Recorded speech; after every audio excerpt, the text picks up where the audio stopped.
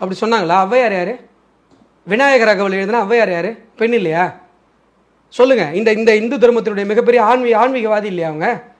யார் சொன்னா பெண்களை பூட்டி வைக்கணும்னு இந்துத்துவவாதிகள் சொன்னாங்க? யார் சொன்னா? வெஸ்டர்ன் கல்ச்சர் சார் இது.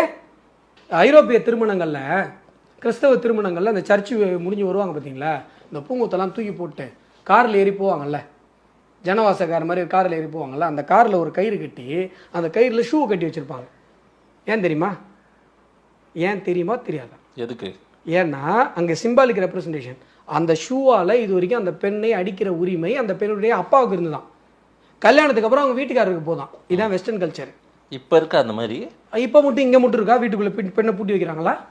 இப்போ பசங்க பொண்ணுங்க பொம்பளை பிள்ளைங்க காலேஜுக்கு போகிறதே இல்லையா? இப்போ இருக்கான்ற கேள்வி இங்கே மட்டும் வரல, அங்கே மட்டும் ஏன் வந்தது? பெண்களுக்கு ஓட்டுரிமை போராடாமல் ஒரு நாட்டில் கிடைச்சதுன்னா அது இந்தியாவில் தான். தெரியுமா உங்களுக்கு? எல்லா ஊர்லேயும் நீங்கள் சொல்கிற சோகால்டு பெரிய அப்படியே கல்ச்சரில் இன்னைக்கு சார் பேச விடுங்க சார். சரி இருங்க சார், ஒரு லைனை கம்ப்ளீட் பண்ண விடுங்க. அப்படியே பெரிய ஐரோப்பியன் கண்ட்ரி சொல்கிறீங்கல்ல, அங்கெல்லாம் பெண்கள் ஓட்டுரிமை என்பது போராடி கிடைச்சது. என்னுடைய இந்திய திருநாட்டில் மட்டும்தான் போராடாமலே இயல்பாகவே கிடைச்சது.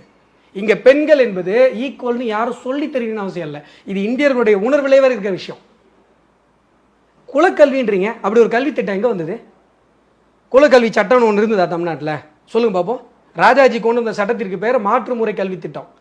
அதுக்கு வச்ச விமர்சன பேர் ராஜாஜி என்றால் குலக்கல்வின்னு தான் கூடவே வரும். ஆமா, தப்பு தப்பா படிச்சுட்டு வந்தா அப்படிதான் வரும். போய் வரலாற்றை எடுத்து புரட்டி பாருங்க. அந்த சட்டத்தின் பெயர் குலக்கல்வியே கிடையாது, மாற்றுமுறை கல்வி திட்டம். அதற்கு வச்ச விமர்சன பெயர் தான் குலக்கல்வி. சனாதனம்னா என்னன்னு நான் சொல்லட்டுங்களா? நீங்க ஒன்றும் சொல்ல வேணாம், நான் முதல்ல முடிச்சுக்கிறேன். இருங்க. சமூக நீதிக்கும் சமத்துவத்துக்கும் எதிரானது. அப்படியா? ஆமா. யார் சொன்னா? உதயநிதி சொல்றேன். உதயநிதி சொல்லுவார் சார். திமுகனா என்னன்னு நான் சொன்னா ஒத்துப்பீங்களா? சார் சொல்லுங்க சார். நான் சொல்லுவேன் சார், அசிங்கமா ஏதாவது சொல்லுவேன், அது வேற விஷயம். திமுகனா என்னன்னு திமுக காரங்க சொன்னாதானே ஒத்துப்பீங்க.